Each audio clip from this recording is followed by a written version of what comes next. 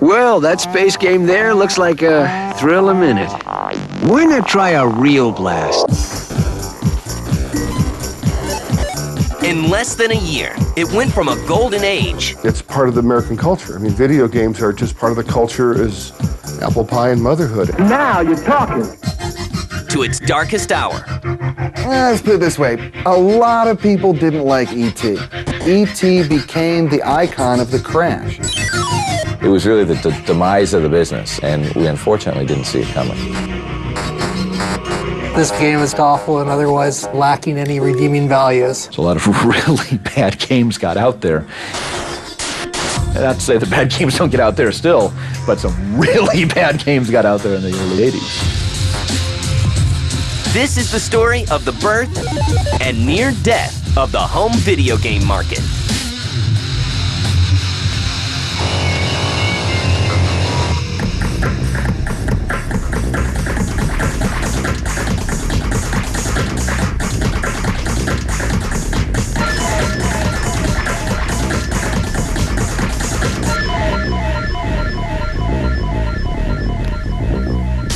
The story begins just as the decade does, with big hair. I want to be different, and I think I look good the way I dress.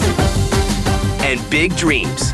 The video game industry begins with a boom, having gone from a non-existent medium to annual sales of nearly $2 billion. And more arcade games move into homes. We used to joke at Activision that we'd write a cartridge and throw it up in the air and money would fall out of the sky. I mean, every game we did was selling 500,000 to 1 million units. The profit margins were extraordinary. So the company was just making money faster than they could put it in the bank. And a generation of kids are hooked on games. I mean, it's part of the American culture. I mean, video games are just part of the culture as apple pie and motherhood. Arcades are everywhere, and both kids and adults are drawn into the dark rooms, dropping endless quarters into the latest digital fad. The arcade crowd back in the old days was really weird because you definitely had all the little scrubs like me, you know, like little kids who were riding their bikes there, and then you had like high school students and you had college students. But then it was also really weird because you had like businessmen. It was really weird because it wasn't like a kid phenomenon. It was like really across the board phenomenon. Experts predict that by the mid-'80s, combined arcade and home video game sales will soon be higher than movie box office revenue. As the summer of 1980 rolls around, Atari sues Activision, a software company made up of former Atari employees, over whether Activision has the right to produce games for Atari's popular 2600 video computer system. By December, the verdict is in, and the courts allow Activision to make the games.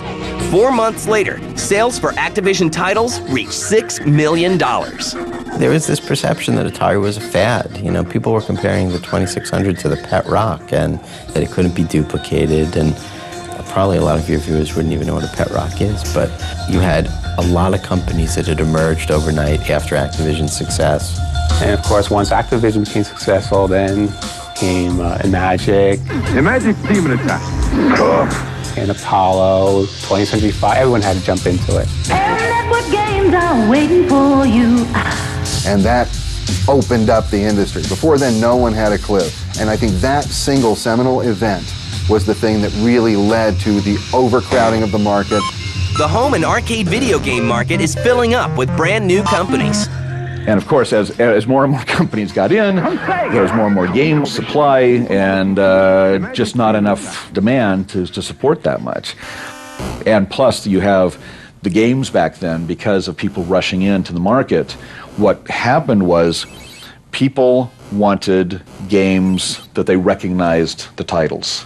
So if a new company got into the business, like Parker Brothers, for example, they would go out and spend a whole lot of money and get like the rights to Empire Strikes Back, James Bond,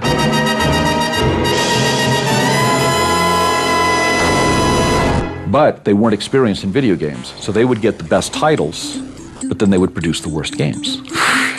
Toy companies like Parker Brothers and Hasbro form video game divisions. But when unrelated companies like Chuckwagon Dog Food and Quaker Oats jump on board, the market begins to turn. Yeah, that was a problem.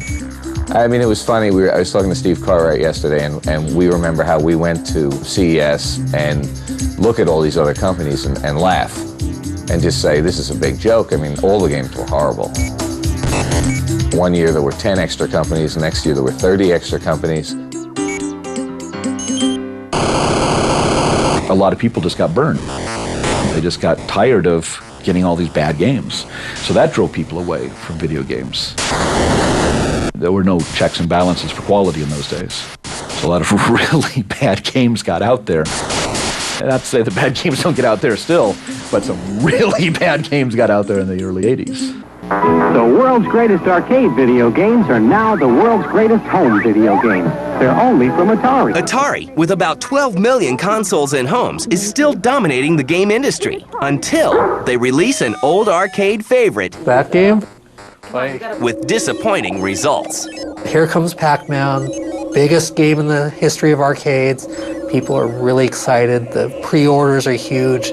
Atari is so sure that this is going to be a hit that they made more copies of Pac-Man than there were active VCSs in people's homes. And this would be a huge hit. Game stunk. Really, really stunk. It's pathetic. The ghosts keep on appearing and disappearing. They didn't move smoothly. Pac-Man didn't move smoothly. The mazes were not the same mazes that you saw in the arcade game. The dots were replaced with dashes. There was just nothing right in it.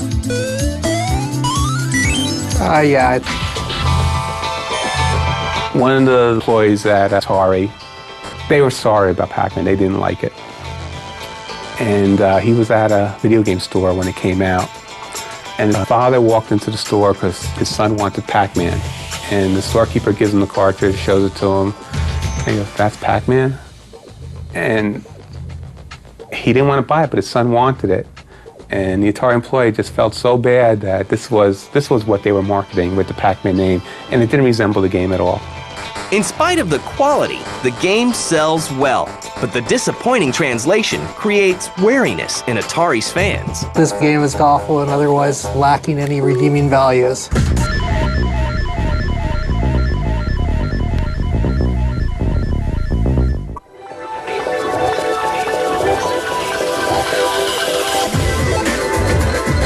By the summer of 1982, home and arcade video games have become an unstoppable industry, generating $2 billion in annual sales. Industry leader Atari has put video games in over 5 million households and grabbed a 40% share of the home computer market with the success of the VCS. I'd like an Atari 2600 system, please, and everything that goes with it. Everything? You sure want everything? I want everything. Ironically, when I arrived at Atari in 1982, we were saying, we're so big. Is that everything? It's not everything. You can get nearly 300 different cartridges. 300? We're just as large as theatrical revenue for movies. Oh, amazing. It's amazing, but it's not everything. It's not everything. Now, does that sound familiar? Is that everything? That's everything. For now. For now. This is the arcade experience. We're ColecoVision, and we bring the arcade experience home. Coleco and Intellivision are not far behind with their own respective systems. For the first time in the video game industry, there were two systems at one time that were out there competing with each other. Intellivision, the world's largest toy company, battling Atari, bought by Warner Communications. Boom, it's going to become a big business thing, big stock thing. Ooh, what's it going to be?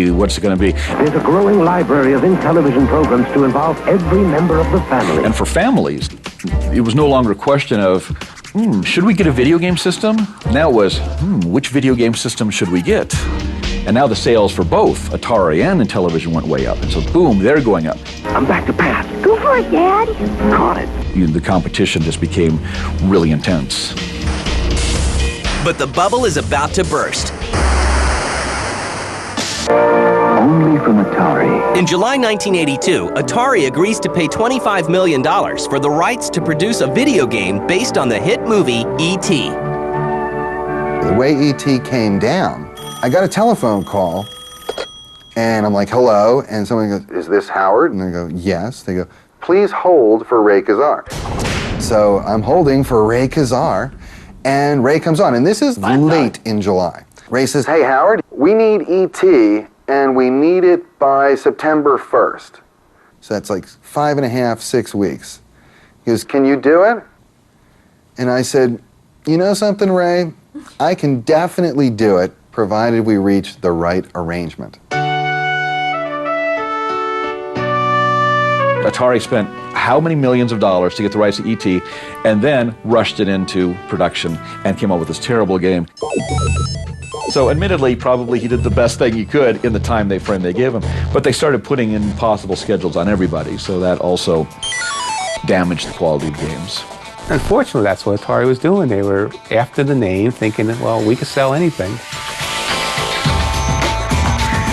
They manufactured more copies of E.T. than there were Atari 2600s in existence.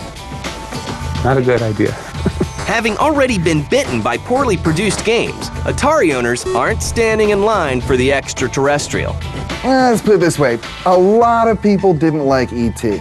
A lot of people who didn't even play E.T. or know anything about E.T. got into E.T. bashing.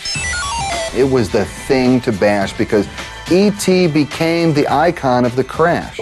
I mean, the crash was something everyone was aware of, and E.T. became a thing because when you tell a story, you can't just tell the whole story. You got to personify it. That's what they say about storytelling. So the gaming industry crashed. That's too big a story. It doesn't make sense. E.T. killed the game industry. That gives you a focus. That gives you a thing to hate. And E.T. became that. In the winter of 1982, Atari is forced to announce crippling financial losses. Sales of its video game cartridges take a nosedive. We have E.T., for example, a wonderful love story cartridge, contributing to a 50% drop in earnings. Thus, Atari, which once monopolized the charts, this week has only one of the top 5. but business is still very good. Mattel, the company behind Intellivision, also announces losses. I didn't know. And the arcade is suffering their own demise. We filled the arcades with them, and we were starting to fill secondary locations like Safeways and 7-Elevens and dentist offices, and by the middle of 1982, we were just full. It was a fad. I think there's no other way to put it. It was like early rock and roll, really. Enough people started coming, and enough companies started making games, it just kept growing, and people, built bigger and bigger ones until finally, the whole thing just sort of collapsed under its own weight. Starting in 1982 or so, a single quarter was not enough revenue for a game to earn for a 2-minute period. We ultimately figured out that we needed a buck, and we don't have dollar coins in the States. A buck is a big spend. It's not a casual spend. A massive influx of new games leaves distributors overwhelmed with products, and even quality games are getting lost in the struggle for shelf and advertising space. The problem was there was just too much product out there. You have dozens and dozens of software companies releasing garbage. A lot of what killed Atari was an incredible number of companies getting into the business producing incredibly bad games. There was too much product for store shelves. They had to start being marked down. We said, oh, they're all going to go out of business, but we didn't recognize what that meant. And what that meant was when they all went out of business, all that product would flood the retail shelves. Most of those games wound up being sold at $2 and $3 a piece at discounters. And here we are coming out with $30 or $40 products. No matter how good a game was, it was very difficult to sell a game for $30, $40 when you could go in for $30, $40 and get 15 games, even if they were all terrible. And Johnny's dad goes in at Christmas and he can buy him 8 cartridges or he can buy him 1 cartridge, and he says, well, I don't know the difference. I'll buy him these 8 that are in the front bin and wrap up more gifts for Christmas. And ours that were still frontline good products didn't sell. You have these third-party companies, can't sell their stuff, they're going out of business. What do? They dump all their goods at cutthroat prices. Now you can get games for $5. It was a very difficult paradigm for them to beat. It was really the demise of the business, and we unfortunately didn't see it coming. And the lack of foresight on the technology front further cripples the industry. Even in the 2600, the day we shipped the first one, I told the guys at Warner, I said, this product, is over in 3 years. or 4. We've got to start designing, the Stella 2. And they just didn't get it. They thought that, how can that be? Look at Atari basketball and Intellivision. Again, I find Intellivision more sophisticated. And it turns out that not innovating led to the demise of Atari in 1982, 83. And they just didn't see it. Just didn't see it. In September of 1983, in the middle of the night, 20 tractor trailers leave an Atari warehouse loaded with millions of unsold game cartridges. They are driven to a remote site in Alamogordo, New Mexico, where the games are crushed and buried.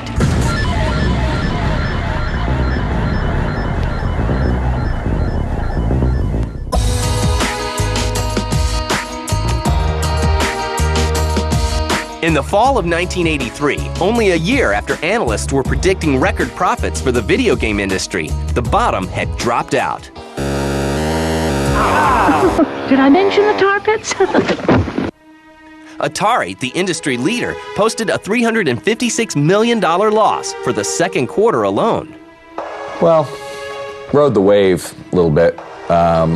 Really crashed after Christmas of '83. And Activision sales plummeted. I mean, just plummeted by 84, 85. Probably went to a fifth of what they were. If you're going to spend your time playing video games, get a Commodore 64 or... And we went on to the Commodore 64 because the 2600 was gone and there was no coming back. There actually was, that's another story. But at the time, you thought there was no coming back. If you think ColecoVision plays all Atari cartridges... You mean it can't? In an attempt to jumpstart the failing industry, Atari releases the 5200. Now you're talking. Updating the technology behind their aging system. But many believe it's too little, too late. Super system. Much of the public can't grasp the need for a new system. Of course, when the 2600's lifespan ran out and they had to go to the 5200, the American consumer went, wait a minute, I've had the same record player for 25 years. I've had the same television set for 25 years. Why are you suddenly telling me now that after like 4 years, 5 years, I've got to trade in this game system for a whole new game system? It was a very difficult concept to get across.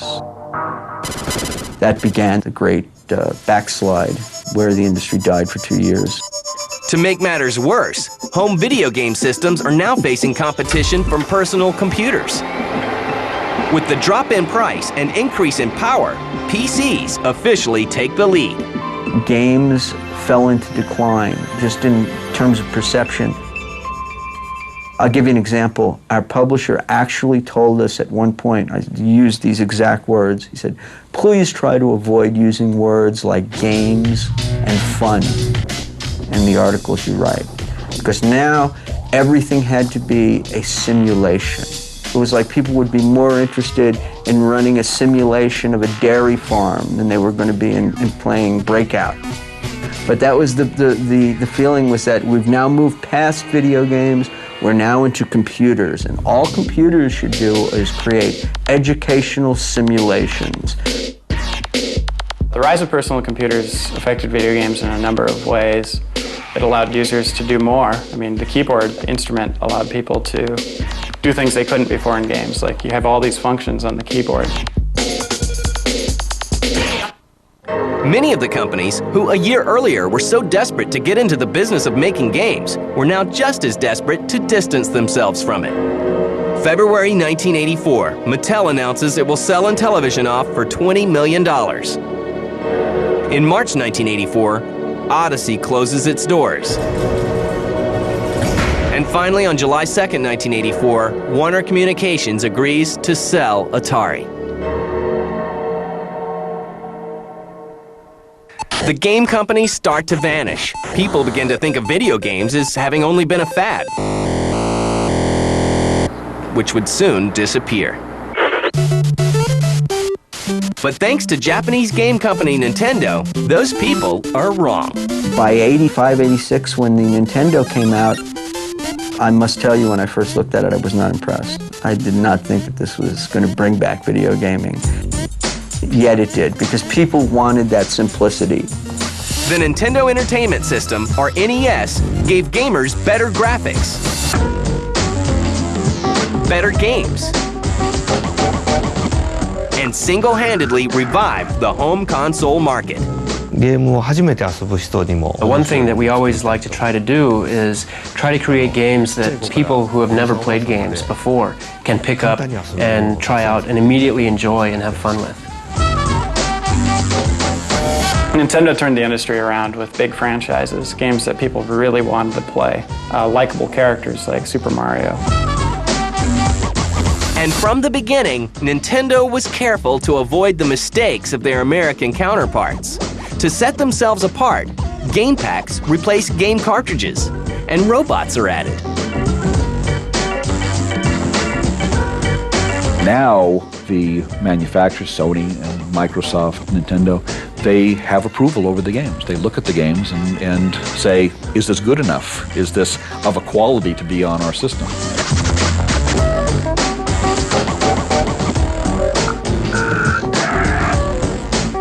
Nintendo reinvented the world. Nintendo showed that people still wanted entertainment, they still wanted fun, and they still wanted games.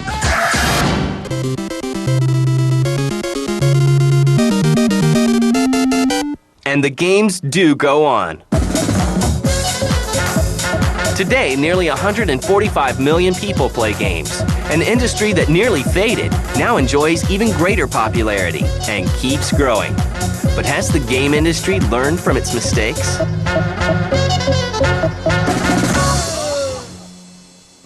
I'd like to think that the console industry won't crash again, but you never know. I think something that companies have learned from the crash of 1983 was that don't put all of your eggs in one basket. Don't bank on just one game. Make sure you have, a safety net below you with a couple of games that, will help you get by. You can't rely on just one game anymore. It's all about diversifying your lineup and making sure you have a little something for everybody, just in case gamers go, I don't want that anymore. This is what I want. Hopefully you have that too.